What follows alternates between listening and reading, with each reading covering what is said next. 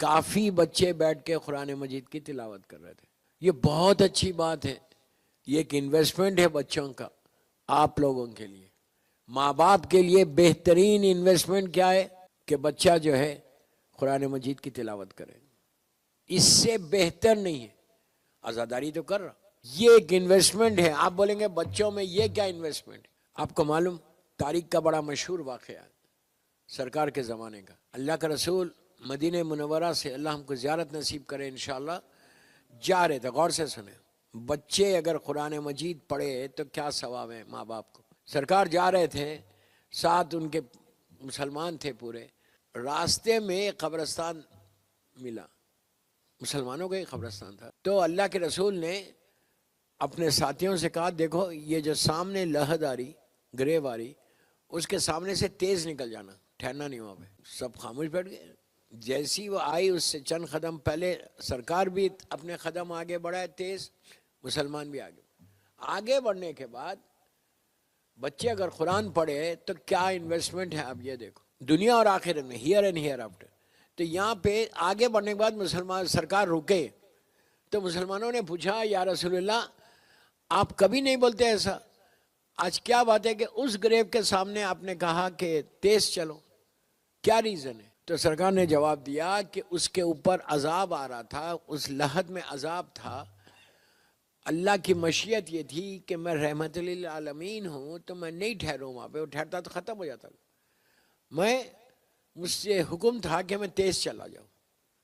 اللہ رحم کرے, اللہ معاف کرے ہم سب پہ. تو مسلمانوں نے کہا یہ تو بہت اچھا تھا نا, آپ ٹھہرتے تو اس کا عذاب رک جاتا, تکلیف رک جاتی. تو آپ نے کہا نہیں اللہ کوئی اور پیغام کو دینا چاہتا ہے. خاموش بیٹھ گئے. جس کام کے لیے جا رہے تھے سرکار آدھا ایک گھنٹہ کر کے واپس آئے اسی راستے سے. پلیز غور سے سنیں آپ, یہ بچوں کو جو لا کے آپ پڑھا رہے یہ ایک رحمت ہے. تو وہ آئے, اب جیسی اس جگہ پہ اسپاٹ پہ پہنچ رہے تھے تو وہاں سے مسلمانوں نے کہا یا رسول اللہ وہ لہد آ گئی, اب تیز چلنا ہے. آپ نے کہا اب تیز نہیں چلنا ہے, اب جا کے وہاں ٹھہر جانا ہے. کرم ہے پروردگار دی, خاموش مت سنو. سرکار جا کے ٹھہر گئے. تو ان لوگوں نے پوچھا کیوں ٹھہرنا ہے, ابھی آدھا ایک گھنٹہ پہلے آپ نے کہا اس پہ عذاب آ رہا تیز چلو, اب ٹھہرنا کیوں؟ تو کہا اب اس پہ رحمت آ رہی ہے. تو لوگوں نے کہا آدھے گھنٹے میں عذاب چلا بھی گیا, رحمت آ بھی گئی. ایک چیز ہمیشہ یاد رکھو, اللہ اپنی رحمت کو نازل کرتے ہوئے دیری نہیں کرتا. رحمت کو نازل کرتے ہوئے کبھی دیری نہیں کرتا, عذاب کو نازل کرتے ہوئے دیری کرتا. وہ ٹائم دیتا ہم کو, چانس دیتا ہم کو. لیکن رحمت کن فیکن کا معاملہ ہے. ادھر تم نے نیکی کی ادھر رحمت پہنچ گئی. تو پھر کہا کیوں, کیسا رحمت آئی اس کے اوپر ابھی اتنی جلدی؟ تو آپ نے ارشاد فرمایا کہ یہ فلاں بستی میں رہتا ہے اور سال 2 سال 3 سال پہلے اس کا انتقال ہوا. اس کے اعمال ایسے نہیں تھے, اس پہ عذاب تھا, شدید عذاب. اور پلیز غور سے, شدید عذاب ہو رہا تھا, میں عذاب نہیں بتا رہا آپ کو, شدید عذاب ہو رہا تھا. لیکن جب یہ مرا تو اس کا ایک بیٹا تھا, انفینٹ تھا. آج اس کا بیٹا 4 سال 4 مہینے کا ہوا, یہ 4 سال 10 دن کا ہوا آج. تو اس کی ماں کو معلوم تھا کہ جب بچہ 4 سال 10 دن کا ہو جائے یا 4 مہینے کا ہو جائے تو اس کو بسم اللہ الرحمن الرحیم سکھاؤ. آپ 2 سال میں سکھاؤ, کوئی حرج نہیں ہے. لیکن شریعت یہ بولتی کہ 4 سال کے بچے, آج تو بچہ بولتا ہوا پیدا ہوتا نہیں. تو کہا آج اس کی ماں نے سکھایا. پلیز, ماں کو یہ پتا نہیں تھا کہ میرے شوہر پہ عذاب ہے, اس کی نیت یہ نہیں تھی. نیت یہ تھی کہ اللہ کے رسول نے کہا ہے کہ 4 سال کا بچہ ہو جائے تو اس کو پہلی مرتبہ بسم اللہ الرحمن الرحیم سکھاؤ. تو بچے کو آغوش میں لے کے ماں نے کہا بولو بیٹا بسم اللہ الرحمن الرحیم. اس کے بیک آف ہر مائنڈ کچھ تھا ہی نہیں, صرف رسول کی حدیث تھی. اس نے کہا بسم اللہ, بچے نے پہلی مرتبہ اپنی زبان سے بسم اللہ الرحمن الرحیم کہا. بس پروردگار نے رحمت کے فرشتوں کو بھیجا, عذاب کے فرشتوں کو بلا لیا. جب فرشتوں نے پوچھا کہ کیا بات ہے کہ تم ہم کو بلا رہا، رحمت کے فرشتوں کو بھیج رہا، تو کہا جس کا بیٹا مجھے الرحمن اور رحیم بولے اس کے باپ پہ عذاب کیسے نازل کرو؟ کیا اس کے کرم کا اندازہ لگاؤ، کیا کریم ہے، پر سبحانکا سبحانکا یا لا الہ الا انت الغاث الغاث، معاف کر دے، معاف کر دے، خلصنا من النار یا رب، اس عذاب سے بچا۔ تو دوستو اگر تم کرو گے، بچوں کو سکھاؤ گے، میں ماں کو بھی بول رہا اگر سن رہے میری بات، یہ نہیں کہ پنجتن سینٹر میں رمضان تھا تو ہم نے پڑھا لیا بچوں کو، اب گھر جا کے تھینک یو، اب اسکول کا دیکھو قرآن کو بند کر دو، نو، ایسا مت کرو۔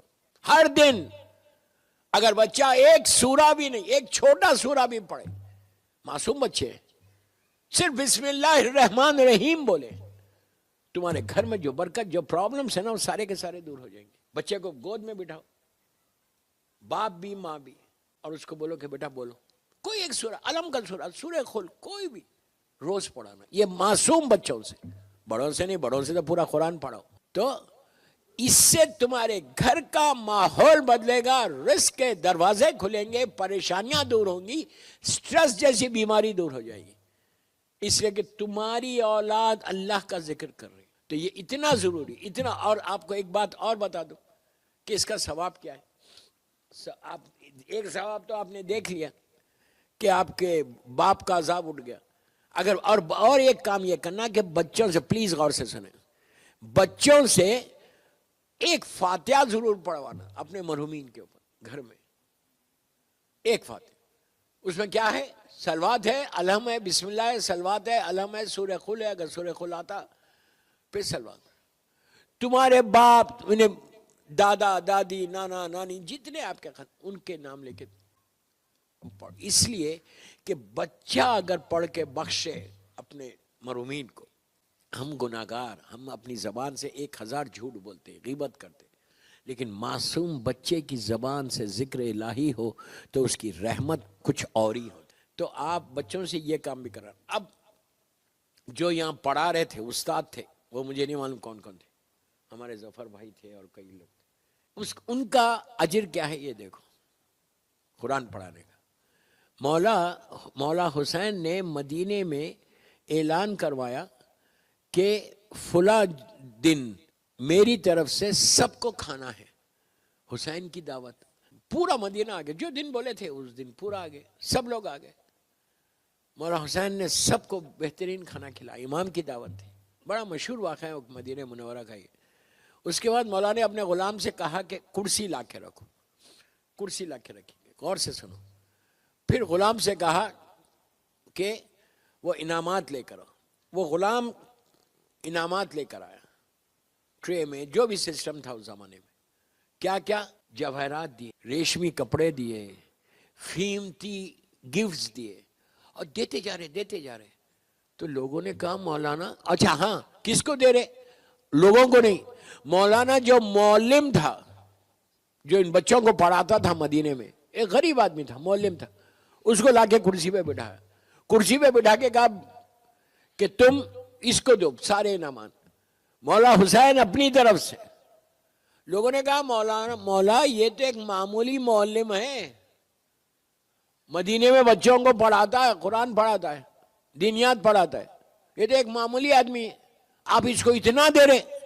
حسین نے کہا میں تو کچھ نہیں دے رہا، اس نے جو ہمارے بچوں کو دیا اور جو میں دے رہا، میں جو دے رہا وہ اس دنیا میں کام آئے گا، اس نے جو بچوں کو دیا وہ ہیئر اینڈ ہیئر آفٹر کام آئے گا۔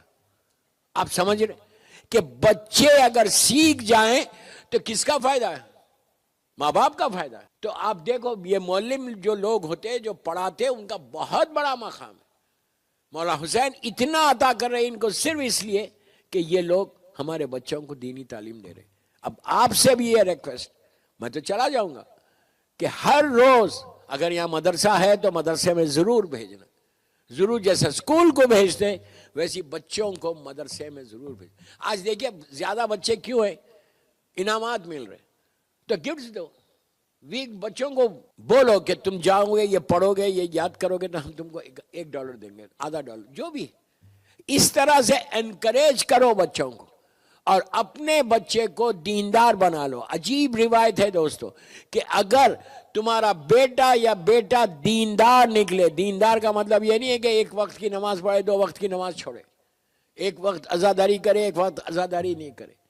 دیندار کا مطلب آپ عبادتوں میں واجبات پہ عمل کرے، واجبات پہ عمل کرے. میرا جملہ بس اتنا کافی ہے، واجبات پہ عمل کرے اور نیچرلی عزادار حسین بنے، ولایت امیر المومنین ہو. یہ ساری چیزوں کے ساتھ اگر تمہارا بیٹا یا بیٹی دیندار، بیٹی حجاب والی ہو جائے، بیٹی دین پہ عمل کرے، تو اس کا اجر کیا ہے؟ وہ ایک لڑکا یا وہ ایک لڑکی تمہاری اولاد 7 جنریشن اوپر اور 7 نیچے بخشوا دے گی، بخشوا دے گی. ایک ایک گناہ کو بخشوانا مشکل ہے، ہم غفلت میں ہیں نا، اگنورنس میں. ایک ایک گناہ کو بخشوانا مشکل ہے، لیکن اگر دیندار اولاد نکلے تو وہ سب سے بڑا انویسٹمنٹ ہے. پیسہ انویسٹمنٹ نہیں ہے، یہ ریئل اسٹیٹ انویسٹمنٹ نہیں ہے، تمہاری اولاد تمہاری انویسٹمنٹ ہے. یہ حالات کے لحاظ سے، یہ ماحول کے لحاظ سے اتنا ضروری کہ دیندار بناؤ، دیندار بناؤ. جتنا بناؤ گے اتنا فائدہ تمہارا ہے. میں یہ نہیں بول رہا کہ اسکول کو چھوڑوا دو، نہیں. ایجوکیشن کے ساتھ آدھا گھنٹہ 10 منٹ 15 منٹ بیٹھنا ماں باپ بچوں کے ساتھ، بات کرنا، ڈسکس کرنا، کوئی پرابلم بات کرنا، دین کے بارے میں بتانا یا مذہب کے بارے میں سنو. یہ اتنا فائدہ ہوتا کہ اس سے تمہارے گھر کا ماحول دیندار بنتا. اور معصوم بچوں سے شروع کرو. یہ تمہارے جو بچے ہیں نا، ان کو اور ایک چیز بتانا کہ امام بارگاہ جاؤ تو بیٹھو کیسا، امام بارگاہ کی تہذیب بتانا کہ اس امام بارگاہ میں خود لے کے بیٹھنا، پہلو میں بٹھا کے بیٹھنا. یہ سب کے لیے، یہ ہر جگہ کا مسئلہ ہے کہ ہم یہاں آ کے چھوڑ دیتے بچوں کو. یہاں کے بچوں کو نہیں چھوڑتے، لیکن میں ایک جنرل بات کر رہا ہوں. تو تہذیب بتانا کہ فرش اعضاء کی امپورٹنس بتانا کہ فرش اعضاء کیا ہے. اور ہر وقت لے کر، اگر بچہ فری ہے تو گھر میں چھوڑو مت، امام بارگاہ لے کے عادت ہونا امام بارگاہ جانے کی، مسجد جانے کی. جب بھی اگر آپ جمعہ گزارے بچہ گھر پہ ہے تو اس کو لے کر. عرب میں آج بھی، اس لیے کہ میری پوری زندگی کویت میں گزری، آج بھی عرب میں عربی لوگ ملینرز ہیں، اپنے بچے کو ایسا انگلی پکڑ کے لے کے آتے ہیں. وہ بچہ کھیل رہا، بھاگ رہا، کچھ نہیں، کوئی بات نہیں، نماز کو تو دیکھ رہا. عادت تو ہوگی مسجد آنے کی، عادت تو ہوگی امام بارگاہ آنے کی. کتنے ایسے بچے ہیں کہ جو امام بارگاہ نہیں آتے، عادت ہی نہیں ہے. گھبراہٹ ہوتی، کراؤڈ کو دیکھ کے گھبراہٹ ہوتی. محشر کے میدان میں کیا ہوگا؟ وہاں پہ تو trillions and trillions and trillions رہیں گے، وہاں کیا ہوگا؟ تو عادت ڈالنا یہ ماں باپ کی ذمہ داری. اس لیے کہ ماں باپ جو کو اللہ نے جو اولاد دی ہے وہ اللہ کی امانت ہے. روز محشر اللہ پوچھے گا کہ تم نے میری امانت کے ساتھ کیا کیا. اگر بچہ دیندار نہیں نکلے، اگر بچہ صراط مستقیم سے ہٹ جائے تو وہ ذمہ داری والدین کی ہے. خدا نہ خاصہ، لاکھ بار خدا نہ خاصہ. تو اس کے لیے آپ اگر حلال کھلاتے رہے تو بچہ کبھی صراط مستقیم سے ہٹتا نہیں. یہ مولا حسین کا جملہ ہے، میرا جملہ نہیں کہ ان کے پیٹوں میں حرام ہے. حسین ابن علی نے کہا تھا عاشورے کے دن لشکر یزید کو دیکھ کر کہ ان کے پیٹوں میں حرام ہے، میری بات کا اثر نہیں ہوگا. جب امام کی بات کا اثر نہیں ہوگا تو کسی اور کی بات کا کیا اثر ہوگا؟ تو اولاد مل تو گئی، شکر ادا کر دیا آپ نے، صحت کے ساتھ بچے دیے اللہ نے، لیکن اب اس کو دین پہ رکھنا یہ ماں باپ کی ذمہ داری ہے، والدین کی ذمہ داری ہے. اگر والدین چاہتے ہیں کہ میری بخشش ہو جائے، ماں باپ کی بخشش اولاد کے ساتھ ہوتی. اس لیے کہ دوستو ایسے ایسے واقعات ہیں کہ آپ تصور نہیں کرنا. آج کے دور کے لندن کا واقعہ بتاتا. لیسٹر سے میں ایک بہت بڑا مومن تھا، اپنا میں جگہ کا نام بولتا ہوں، انڈیا کا تھا یا پاکستان کا تھا، بھارت. اس کے 4 بیٹے تھے. ایک آکسفورڈ کا پڑھا ہوا تھا، ایک کیمبرج کا پڑھا ہوا تھا، ایک ہارورڈ یونیورسٹی واشنگٹن کا پڑھا ہوا تھا، ایک کولمبیا یونیورسٹی. دنیاوی لحاظ سے ایسی ڈگریز ہے سب کی، اور کوئی سی او ہے، کوئی یہ ہے، کوئی پریزیڈنٹ ہے کمپنی کا. 4 بیٹے. لوگ اس کے باپ سے مل کے بڑا فخر محسوس کرتے تھے کہ کیا بچوں کو تعلیم، کیا اس کے بچے. اور حقیقت میں تھا، اتنی دنیاوی لحاظ سے اس پوزیشن پہ لے کے گیا. اور کوئی پیسے والا نہیں تھا، اب ہو گیا تھا پیسے جو بچے پڑھ لی. باپ کا انتقال سے سنو، باپ کا انتقال ہوا، میت لیسٹر سے لندن آئی، اب دفن ہونا ہے. اب جو بھی ٹائم دیا تھا، 4 بچے آئے. جو بھی ٹائم دیا تھا وہ ٹائم پہ آئی. دیر ہو گئی, دیر تو ہوتی, آدھا ایک گھنٹہ دیر ہو گئی. اس کا ایک بیٹا بولتا, میں یہ نہیں بولتا کون سا بڑا تھا چھوٹا تھا, بولتا کہ یہ فیونل میں جلدی کرو, مجھے سوکر کا میچ ہے. سوکر کا میچ ہے باپ کے جنازے کو, تعجب مت کرو, تعجب مت کرو. اب ایسا بیٹا جس کو سوکر کے میچ کی امپورٹنس ہے, باپ کے فیونل کی امپورٹنس نہیں, وہ پہلی رات کی باپ کی نماز پڑھے گا, صدقہ دے گا. دوستو آپ میلبرن میں بیٹھے ہوئے, پوری دنیا دیکھتا ہوں. ڈیزاسٹر ہے ڈیزاسٹر, جو اولاد بگڑ رہی. خلصنا من النار یا رب. اب سنو, اور یہ ہونے کے بعد دفن تو ہو گیا, پھر آفس میں بیٹھے. کیوں بیٹھے آفس میں؟ زیارت کی مجلس اور دوسری مجالس کے سلسلے میں بات کرنے. سیوم کی مجلس, زیارت کی مجلس جو آپ بولتے ہیں. ایک بولتا ہے کہ اس دن میرا فائنل ہے, ایک بولتا ہے کہ آئی کانٹ کم. اور بہرحال مجلس تو ہوگی. میں نے جب پڑھی تو میں نے کہا کہ بیٹے کو بہترین تعلیم دی, بچوں کو جو دینا بھی چاہیے. کبھی جاہل نہیں رکھنا. جہالت ہماری سنت نہیں, جہالت کسی اور کی سنت ہے. ہم امام علی کے ماننے والے, باب المدینۃ العلم کے ماننے والے. جتنا علم کو حاصل کرو گے اتنا علی سمجھ میں آئے گا. علی کو سمجھنا ہے تو جہالتوں میں مت سمجھو, امام علی علم کے ساتھ سمجھ میں آتے. تو ہر وقت, اب میں نے وہاں یہی کہا کہ بہت اچھی تعلیم دی, لیکن اب نہ کیمریج نہ آکسفورڈ باپ کو نیچے کام نہیں آ رہی. اگر 10 منٹ یا 15 منٹ اپنی اولاد کے ساتھ بیٹھتا, دیندار بناتا, کچھ تو اسلام بتاتا, کچھ تو مولا حسین کے بارے میں, مولا علی کے بارے میں بولتا. افسوس ہے دوستو, یہ ایک جگہ کا نہیں ہے, یہاں کا بھی پرابلم ہے. میری ریکویسٹ ہے, آخری مجالس ہے, ہو سکتا ہے کل کی میری آخری مجلس ہو, کہ انلیس آپ اپنی اولاد کو پروٹیکٹ نہیں کریں گے, اولاد کو نہیں بچائیں گے, اولاد کو دین نہیں بتائیں گے, اب کچھ نہیں ہونے والا. یہ بچے بگڑ جائیں گے. یہ پھول ہیں پھول, ان کو ایسا رکھو کہ ہر آدمی آ کے تعریف کرے. حسینی بناؤ, علی والا بناؤ. لیکن اگر آپ کچھ نہیں کریں گے, یہاں کا ماحول آپ سب جانتے, مجھ سے زیادہ جانتے کہ اسکول کا ماحول کیسا ہے, یونیز کا ماحول کیسا ہے, کالجز کا ماحول کیسا ہے. ہر جگہ یہ ماحول اتنا خراب ہے کہ آپ جا ہی نہیں سکتے. وہاں تمہارا بچہ 8 گھنٹے 10 گھنٹے ٹھہرا ہوا ہے, گھر میں کم رہتا, باہر زیادہ رہتا. اس لیے اسکول ہے.